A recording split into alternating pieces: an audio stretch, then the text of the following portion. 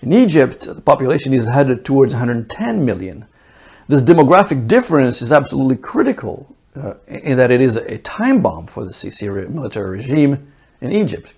Today, repressive policies of the Egyptian military are what keep the system in place. But the economy is in such disarray that I do not rule out social unrest to erupt this year. The country is currently facing a severe dollar crunch and out-of-control food prices.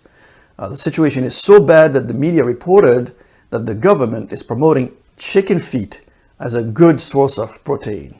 A marketing campaign is underway in Egypt with a tagline of, and I'm quoting, "Chicken feet, good for the body and for the budget." End of quote.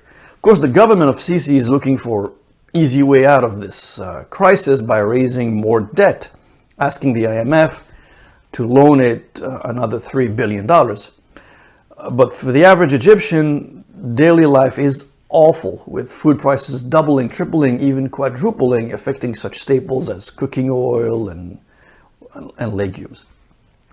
So one way of dealing with the crisis has been a Sisi policy of lowering the value of the Egyptian pound that has had the effect of attracting investors looking to buy assets, pennies on the dollar.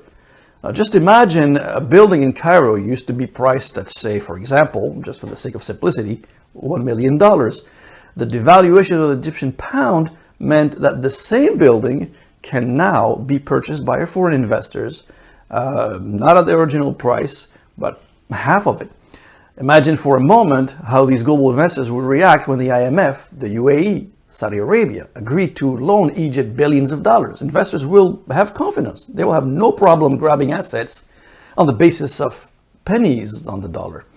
But over the past year, Egypt's economy was hit hard by the effects of the Russian invasion of Ukraine, unsettling the same global investors who were bullish in the beginning about Egypt, and now forcing them to pull billions of dollars out of Egypt.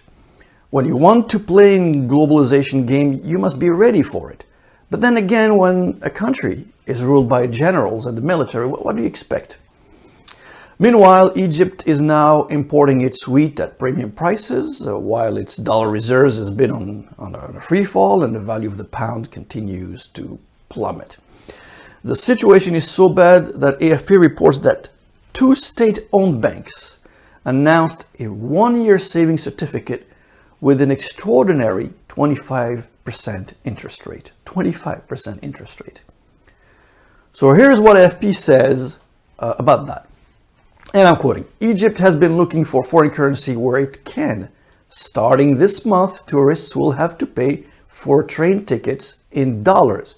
And many banks have limited foreign currency withdrawals and tripled credit card charges. So what kind of money does Egypt has in reserve? What it has in its coffers amount to about $33 billion, but almost all of it, or $28 billion, are deposits owned by the likes of Saudi Arabia and the UAE. On the other side, Egypt's foreign debt stands at about $157 billion, which tripled in just 10 years. That's what happens when governance is controlled by the military.